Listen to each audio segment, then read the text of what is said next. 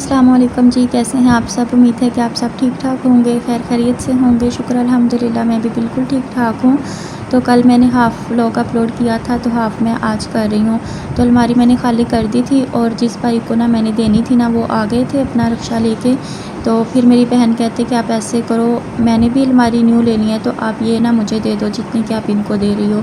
तो फिर ना वो भाई चले गए थे और ये अलमारी ना मैंने बिल्कुल ख़ाली कर दी थी और अब मैं इस वाली को ख़ाली कर रही हूँ। कुछ बिस्तर ना मैं अपनी बहन को दे दूँगी और कुछ बिस्तर ना मैं 2-3 रज़ाइयाँ रख लूँगी। अच्छा, मेरी कल वाली वीडियो में आप सब ने एक ही बात की और आप सब ने यही कहा कि आप घर मत छोड़ के जाओ, आप हॉस्टल मत जाओ। तो मैं बहुत अच्छे से जानती हूँ कि हॉस्टल की लाइफ़ कैसी होती है, क्योंकि मैं अपनी ज़िंदगी में ना 2-3 दिन रह के आई थी हॉस्टल। और तब मेरी अम्मी भी है थे और वो एक मदरसा था, मदरसे में हॉस्टल था। तो मैं बहुत अच्छे से जानती हूँ कि हॉस्टल की लाइफ़ कैसी होती है और कितनी ना खौफनाक होती है। क्योंकि वो 2-3 दिन ना मुझे ऐसा लग रहा था कि कई सालों के बराबर है, ना दिन गुज़र रहा था ना रात गुज़र रही थी। उस वक़्त अम्मी भी है थे और अम्मी ना हमें हमारी ज़िद पे छोड़ के आए थे। फ़र्स्ट ईयर की तैयारी करवा रहे थे और साथ ना तर्जुमा तफ़सीर करवा रहे थे। तो बहुत ज़्यादा ना हमने ज़िद की थी कि हमने जाना ही जाना है। मैं और मुझसे जो बड़ी बहन है ना, वो गए थे। तो मेरी बहन ने फिर भी सब्र किया, लेकिन मैं तो बहुत ज़्यादा बेसब्री हो गई और वो 2-3 दिन ना बस मैंने रो के गुज़ारी थी। बिल्कुल वो घर राब्ता करने नहीं दे रहे थे और एक लड़की ने बताया कि ये जगह ना बिल्कुल भी सेफ़ नहीं है। तो हमें पता है हम यहाँ पर ना कैसे रह रहे हैं। और वहाँ पर ना एक खुफिया रास्ता था और वो खुफिया रास्ता ना बिल्कुल वो जो उधर के सर थे ना बड़े, वहाँ तक जा रहा था उनके कमरे में। तो जब उन्होंने वो रास्ता दिखाया ना और उस लड़की ने कहा कि आप ना मेरा नाम ना लेना, लेकिन आप लोग ना जितनी जल्दी हो सकता है ना यहाँ से चले जाओ। तो बस मैंने तो तब से रोना शुरू कर दिया और मैंने कहा कि मेरा ना किसी तरह हमारा राब्ता करवा दो घर। तो वो लड़की कहती कि यहाँ पर ना फ़ोन रखने देते हैं और ना ये लोग घर जल्दी राब्ता करवाते हैं, और अगर करवाएं भी तो 2-4 मिनट जो भी बात करनी है ना, वो पास खड़े होके करवाते हैं। तो मैं तो फ़ौरन वो जो वहाँ की मैम थी ना, उनके पास गई कि मेरा किसी तरह मेरी अम्मी से राब्ता करवाओ। मैं बहुत ज़्यादा रो रही थी। तो उन्होंने ना साफ़ मना कर दिया कि आपका राब्ता नहीं अब हो सकता, जब हमारी मर्ज़ी होगी ना हम करवाएंगे। तो मैंने इतनी दुआएं की कि किसी तरह हमारी अम्मी को पता चल जाए, मेरी अम्मी को ना ख्वाब आ जाए कि हम लोग ना यहाँ ठीक नहीं हैं और अम्मी किसी ना किसी तरह ना आ जाएं। अच्छा, जब दूसरा दिन हुआ ना, तो सुबह नहीं, 2 दिन गुज़र चुके थे। मेरे ख़्याल में 2 रातें गुज़र चुकी थी और जब तीसरा दिन था ना, अगले दिन ना 9 बजे का टाइम था और मैं तब भी बैठी रो रही थी और मेरी बहन मुझे चुप करवा रही थी कि कोई नहीं, हम ना किसी तरह चले जाएंगे, बस तुम चुप करो।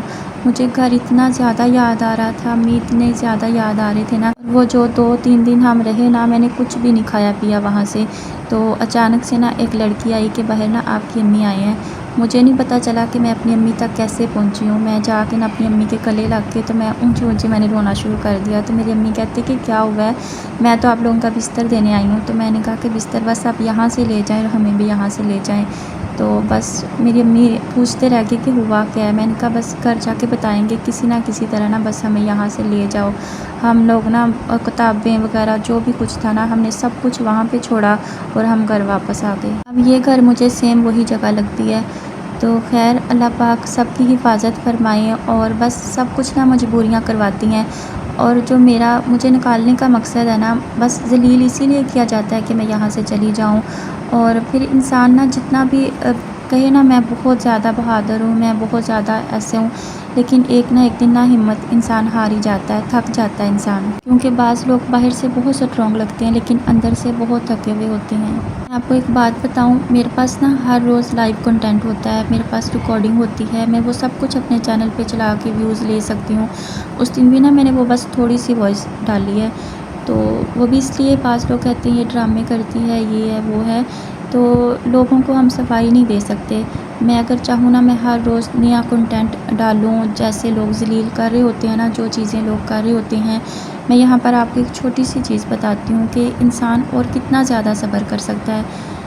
अगर आप जिन बर्तनों में खाते हैं वो आप धोने के लिए रखें कि मैं धो के मतलब कि मैं रख के गई हूँ कि आके मैं धोती हूँ, और जब आप आओ तो वहाँ बच्चों को बिठाया हो कि आप लोग इधर ही वॉशरूम करो, वॉशरूम में नहीं जाना, आप लोग इधर बैठो, और बर्तनों के साथ आप वो गंदगी देखें तो क्या आप पे क्या गुजरेगी? कितना और सब्र कर सकते हैं आप? हर रोज़ डेली ये सब कुछ होता है।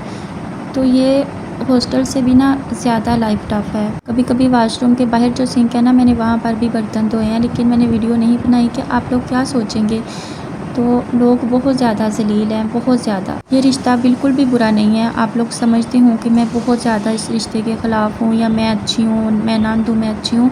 जो भाभियाँ होती हैं ना, वो भी नंद होती हैं। कुछ भाभियाँ मैंने ऐसी देखी हैं कि माँ बाप इस दुनिया से चले जाते हैं, सबके माँ बाप हमेशा साथ नहीं रहते। वो कभी भी माँ बाप की कमी महसूस नहीं होने देती। वो सारे रिश्तों को ऐसे इकट्ठा करके रखती हैं। मैंने हमेशा इस रिश्ते को मोहब्बत से निभाना चाहा। मैं चाहती थी कि इस घर में कभी भी अकेला महसूस ना करे। मैंने सिर्फ़ इसे अपनी भाई की बीवी नहीं समझा, मैंने दिल से अपनी बहन, अपनी दोस्त माना था। जब वो पहली बार इस घर में आई थी ना, तो मैंने दिल में बहुत ज़्यादा ख्वाब सजाए थे, हम ये करेंगे, हम वो करेंगे, और वो सब कुछ मैंने इसके साथ किया भी। जिस दिन ये पहले दिन आई ना, तो मैंने खुद इसके कदमों में बैठ के ना इसके जूते उतारे थे, और इसकी बड़ी बहन पास खड़ी थी, तो वो कहती कि इसको ना ऐसे नीचे लगा के रखना है, जैसे अब इसको अपने कदमों में बिठाया ना, ऐसे हमेशा इसको रखना है। काफ़ी मेहमान खड़े थे, तो उन्होंने कहा कि ये आपने कैसी बात की है, लेकिन ना हमने बिल्कुल इग्नोर कर दिया कि हंसी मजाक होता रहता है, बस हंसी मजाक में कहा है।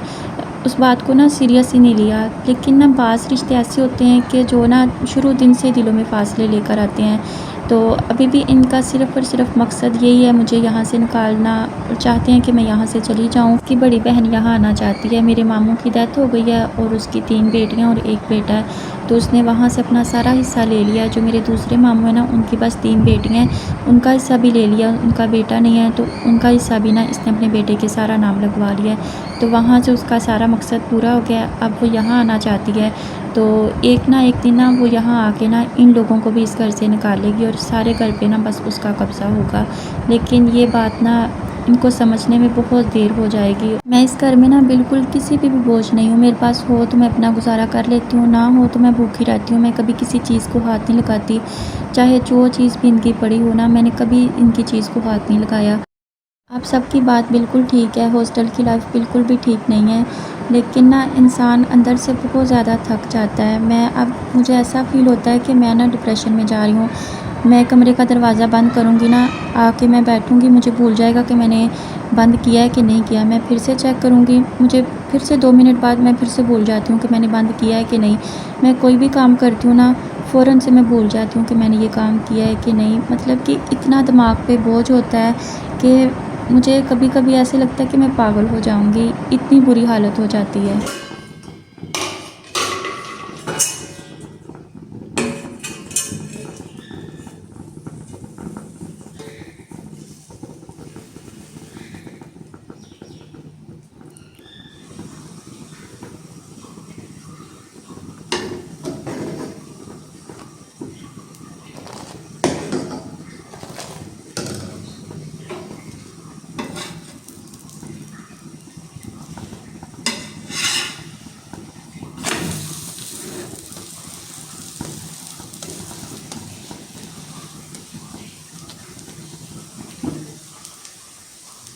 अब देखें कि पता नहीं ये मजबूरी है कि मैं सच में बहादुर हो गई हूँ, लेकिन मैं इस चीज़ को भी ना अपनी बहुत बड़ी बहादुरी समझती हूँ। हम ऐसा करते थे, मैं और जो मुझसे बड़ी बहन है ना, हम लोगों के दरमियान ना बहुत झगड़ा होता था कि अम्मी के साथ वाली चारपाई मैंने लेनी है, अम्मी के साथ वाली मैंने लेनी है। हमारा ना इस बात पे पूरी रात ही हमारा झगड़ा होता था कि अम्मी के साथ ना मैंने सोना है, मैंने सोना है। तो अम्मी फिर ऐसा करते थे कि खुद अपनी चारपाई ना दरमियान में रख के ना, तो कहते थे कि एक मेरी उस तरफ आ जाए, एक मेरी उस तरफ आ जाए। तो मैं ऐसे करती थी कि जब देखती थी कि अब मेरी बहन सो गई है, मैं चुप करके ना अपनी चारपाई सुट के अम्मी के साथ आके सो जाती थी। और जब मेरी बहन की आँख खुलती थी, तो देखती थी कि मेरी चारपाई खाली और मैं अम्मी के साथ सोई हूँ। तो मतलब कि इतना डर लगता था कि अम्मी के साथ वाली चारपाई मैंने लेनी है।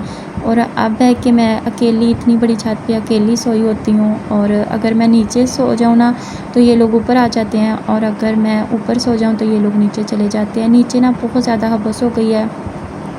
गैराज में ना बिल्कुल फिर भी मौसम ना ठीक रहता है कि गेट वाली साइड से भी हवा लगती है, और ऊपर सीढ़ियों वाली साइड से भी ना हवा लगती है।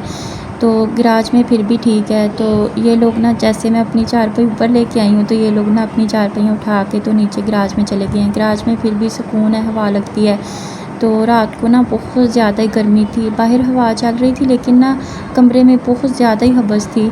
तो फिर मैंने ना अपनी चारपाई और फ़ैन ऊपर रखा है, तो वो लोग नीचे चले गए हैं। कुछ लोग और कुछ अपने ये समझते हैं कि अगर हम इस इंसान को अकेला छोड़ देंगे तो ये बस मर जाएगा, लेकिन अल्लाह ताला की ज़ात कभी भी अपने बंदे को अकेला नहीं छोड़ती। लोग छोड़ देते हैं, लेकिन अल्लाह ताला की ज़ात कभी भी अपने बंदे को अकेला नहीं छोड़ती। लोगों का अगर बस चले ना तो अल्लाह ताला को भी कहें कि इस इंसान को छोड़ दो। कोई नहीं, फिर मैं बिस्तर लेके और ऊपर आ गई, और डर तो फिर लगता ही है, और लड़कियों को थोड़ा ज़्यादा ही डर लगता है, तो फिर और कुछ कर भी नहीं सकती थी। फिर मैंने बिस्तर ऊपर ला के ना, तो तकरीबन 1 बज गया था, मुझे नींद कोई नहीं आई थी, क्योंकि जो ऊपर वाला कमरा है ना, उधर भी पता नहीं साया या क्या है। तो बस मैं आयतुल कुर्सी पढ़ती रही, दुरूद पाक पढ़ती रही, चारों कुल पढ़ती रही, और बस आसमान की तरफ ना देखती रही कि या अल्लाह पाक मुझे अपनी हिफाजत में रखना। मैं रात को ये भी सोच रही थी कि मैं इस कमरे को थोड़ा बहुत ठीक करवा के ना यहाँ पर कुरान पाक की तिलावत करवाती हूँ, बच्चों को बुलवा के ना कुरान पाक पढ़वाती हूँ, ख़ुद भी तिलावत करती हूँ, और फिर ना यहाँ पर अपना सारा सेटअप कर लेती हूँ। मतलब कि सामान तो मैंने सेल कर देना सारा, मतलब कि जो भी थोड़ा बहुत है ना मैं सारा इधर सेट कर लेती हूँ, लेकिन उसके लिए पहले इधर बहुत ज़्यादा पैसे लगने हैं। तो आप लोग मुझे बताइए कि मुझे क्या करना चाहिए। आप सबकी बातों को मैंने समझा, और आप सब ने मुझे ऐसे ही समझाया जैसे आप लोग मेरी सगी बहनें हैं। तो मैंने आप सबकी बातों पे गौर किया, और मेरी भी यही समझ में आया कि हॉस्टल की लाइफ ना बिल्कुल भी ठीक नहीं है, वहाँ पर रहना बिल्कुल भी ठीक नहीं है। बस आप लोग ना मुझे बहुत ज़्यादा दुआओं में याद रखिएगा, और मुझे बताइएगा कि मुझे क्या करना चाहिए। अपना बहुत सारा ख्याल रखिएगा, अपनी दुआओं में याद रखिएगा। अल्लाह हाफिज़।